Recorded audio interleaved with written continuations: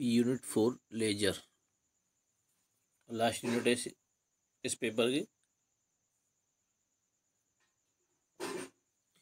Laser शब्द विकिरण के उद्दीपित उत्सर्जन द्वारा प्रकाश के प्रवर्धन के लिए प्रयुक्त होता है।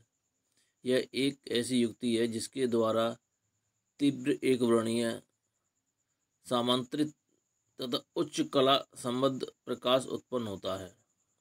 लेजर का विकास सन 1958 में होने लगा था, लेकिन प्रथम लेजर मैनन ने सन 1960 में तैयार किया।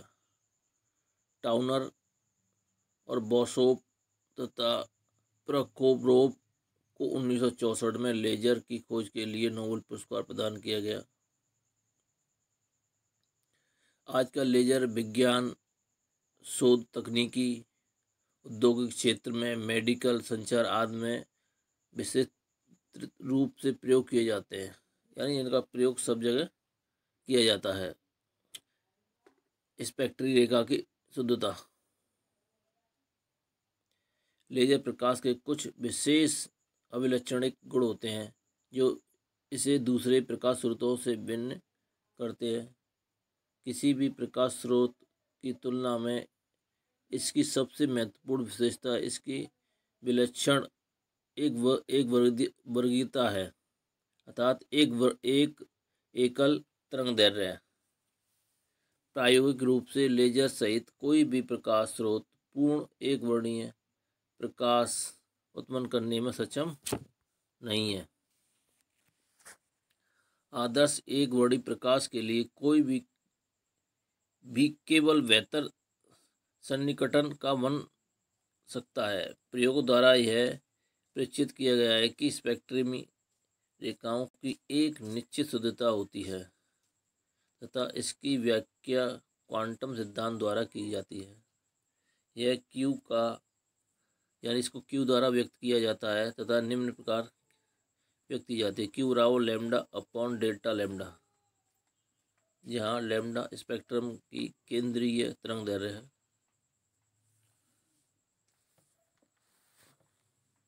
एवं लैम्डा डेल्टा लैम्डा किसी रेखा की तरंगदैर्घ्य में प्रसार है, जो तरंगदैर्घ्य की चौड़ाई कहलाता है।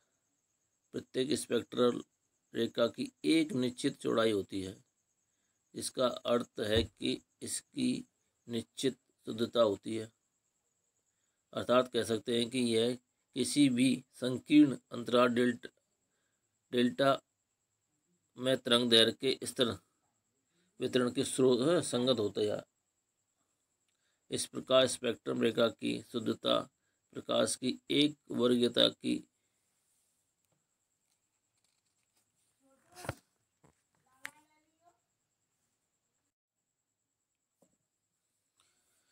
नेक्स्ट हेडिंग है coherence time and coherence length. Laser प्रकाश की दूसरी महत्वपूर्ण विशेषता कोहेरेंस है।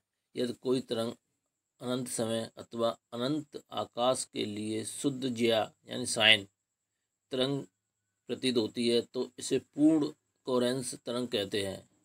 कोई भी वास्तविक प्रकाश स्रोत ऐसी प्रकाश तरंग उत्सर्जित नहीं करता है जो समय के सभी मानकों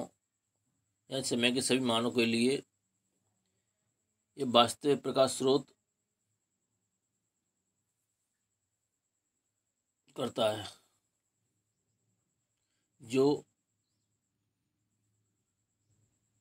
अथवा कह सकते हैं कि स्रोत से सभी दूरियों पर एक आदर्श वास्तविक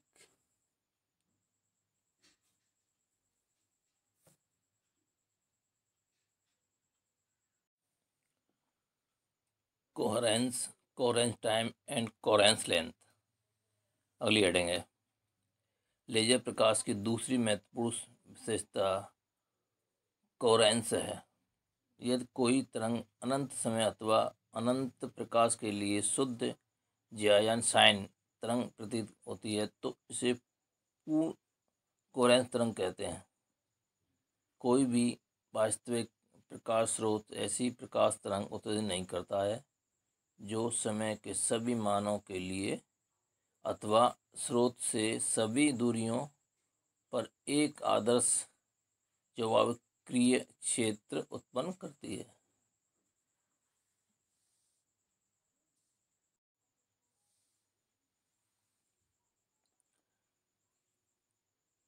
क्योंकि जब एक उत्तेजित परमाणु अपनी प्रारंभिक अवस्था में पहुंचता है तो यह अल्प अंतरालों के प्रकाश स्पंद उत्सर्जित करता है।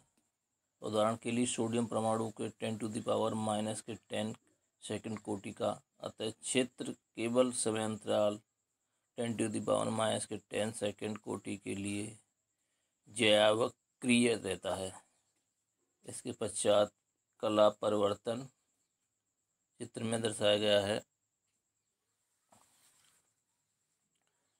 वह औसत समय अंतराल जिसके लिए क्षेत्र जैवक्रिय रहता है प्रकाश पुंज का कोरेंस समय कहलाता है, यानी कोरेंस टाइम कहलाता है। इसे टाउ से व्यक्त करते हैं।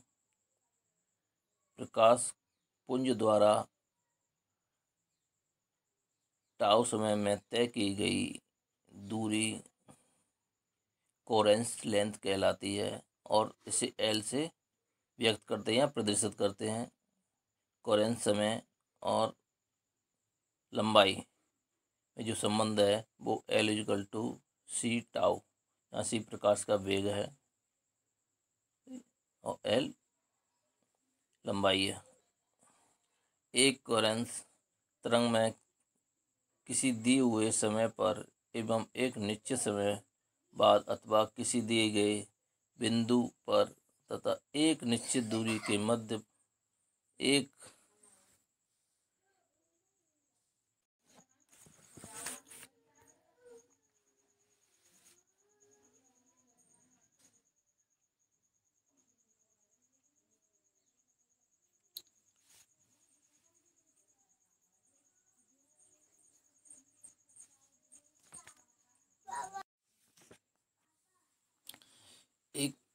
कोरेंस तरंग में किसी दिए हुए समय पर एवं एक निश्चित समय बाद अथवा किसी दिए गए बिंदु पर एक निश्चित दूरी के मध्य एक निश्चित संबंध होता है।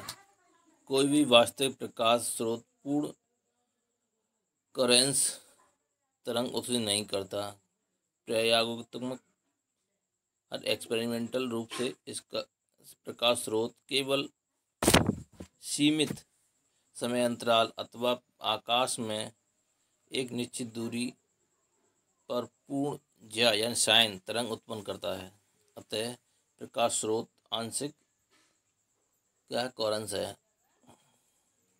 कोरेंसता की दो भिन्न कसौटी हैं, प्रकाश की कसौटी एवं समय की कसौटी। यह आकाशीय कोरेंस एवं कालिक कोरेंस का विचार उत्पन्न करता है।